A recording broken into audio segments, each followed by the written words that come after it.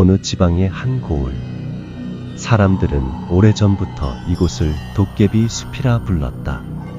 낮에도 그늘이 짙게 깔린 숲, 오래된 우물에서 들려오는 소 울음소리, 밤이면 나무 위에서 들려오는 휘파람과 웃음소리, 그리고 그곳에 발을 들인 자들은 하나같이 목숨을 잃었다.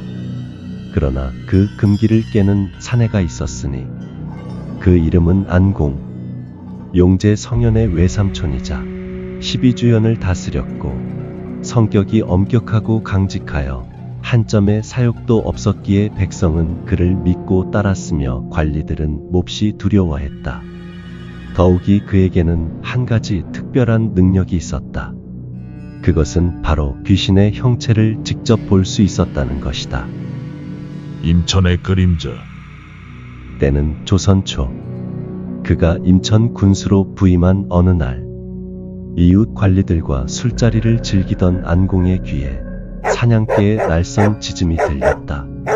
개는 뜰한 커다란 나무를 향해 맹렬히 지저댔다.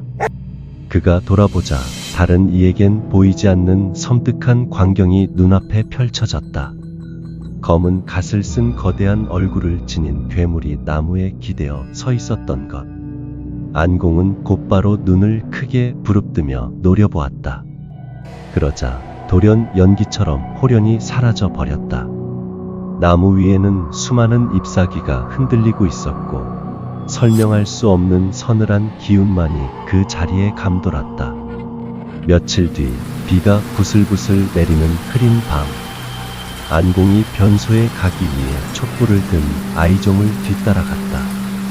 그때 대숲 속에 붉은 난삼을 입고 머리를 길게 풀어헤친 여자가 흙바닥에 앉아 있었다. 그녀는 고개를 들지 않고 어깨를 들썩이면서 무언가를 중얼거렸다. 안공이 성큼 그 앞으로 다가가자 놀라듯 고개를 번쩍 들고 순식간에 담 넘어 달아났다. 아이종이 여자가 앉았던 자리를 물끄러미 바라보았을 땐 빗방울에 흩어진 발자국만이 덩그러니 남아있었다. 도깨비 숲의 저주. 임천에는 흉흉한 소문이 끊이지 않는 곳이 있었다. 바로 도깨비 숲이라 불리는 관아 남쪽 숲이었다. 그곳은 알 수 없는 음침하고 서늘한 기운을 내뿜고 있었는데 그래서인지 관아에 새로 부임하는 관리마다 모조리 원인 모를 죽음을 맞았다. 고을 사람들은 그곳을 두려워했고 심지어 발길조차 두지 않으려 했다. 때마침 안공이 부임하여 그 관아로 들어가려 하자 고을 사람들 모두 눈물을 흘리며 만류하였다. 그러나 안공은 태연히 들어가 민간의 음사를 불태우고 헐어버렸다. 가장 기이한 일이 벌어진 것은 관청 남쪽에 있던 오래된 우물이었다. 고을 사람들은 우물 속에 귀신이 산다고 믿었고 앞다투어 모여들어 복을 빌었다. 안공은 그 미신을 타파하기 위해 우물을 메우라고 명령했다. 그때였다. 우물 속에서 마치 소가 울부짖는 것 같은 섬뜩한 소리가 사흘 밤낮으로 울려 퍼졌다.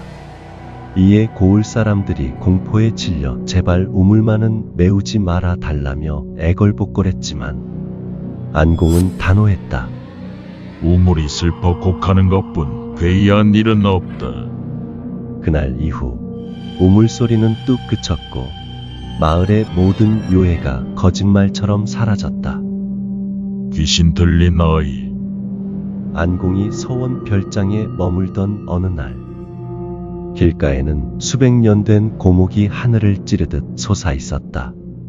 하늘이 흐리면 그 나무 위에서 휘파람 소리가 들렸다. 칠흑 같은 어둠이 내려앉으면 나뭇가지 사이로 작은 등불이 켜지고 어딘가에서 웃고 떠드는 소리가 이어졌다. 사냥매가 꿩을 쫓아도 그 숲에만 들어가면 종적을 감추었다. 어느 날 마을의 한 소년이 호기심에 그 고목을 배려했다. 그 순간 무언가가 그의 몸에 스며들었다. 소년은 눈빛이 흐려지고 밤낮으로 날뛰며 소리를 질러댔다. 거친 괴성은 집안은 물론 온 마을을 휘감았다.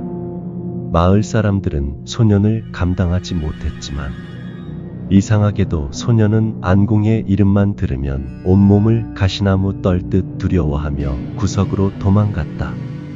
안공이 직접 그 집을 찾아 문밖 평상에 앉았다. 곧이어 아랫사람을 시켜 소년을 끌어내었더니 소년의 안색이 삽시간에 어두워졌다.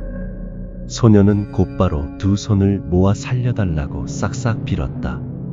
그러나 안공은 매서운 눈빛으로 소년을 꾸짖었다. 네 이놈, 너는 이 마을에 산 지 200년이 넘었는데 해괴한 짓으로 마을 사람들을 괴롭히고 내 앞에서 불경한 짓을 일삼더니 심지어 내 매를 숨기기까지 하느냐. 또한 죄 없는 아이의 몸을 빌려 해코지까지 일삼고 대체 무엇을 얻고자 이리 행동하는 것이냐. 그러자 소년 속의 존재는 땅에 머리를 박고 공손히 사죄했다. 안공은 동쪽으로 뻗은 복숭아 나뭇가지를 잘라 장도를 만들어 그 목을 베는 신용을 했다. 그 순간 소년은 바닥에 몸을 구르며 길게 울부짖었다. 그리고 마치 죽은 듯 쓰러져 사흘 동안 깊은 잠에 빠졌다. 이후 소년은 거짓말처럼 멀쩡하게 깨어났고 미처 날뛰던 광기는 온데간데 없이 사라졌다. 안공은 해주 목사를 마지막으로 벼슬을 버렸다. 그리고 사냥과 낚시를 하며 유유자적한 삶을 살았다. 비록 그는 73의 나이로 세상을 떠났지만 마을 사람들의 기억 속에 여전히 남아있다. 안공은 정말로 귀신을 보았던 것일까? 아니면 그저 강한 의지로 사람들의 두려움과 미신을 물리친 것일까? 그 진실은 그 자신만이 알 것이다.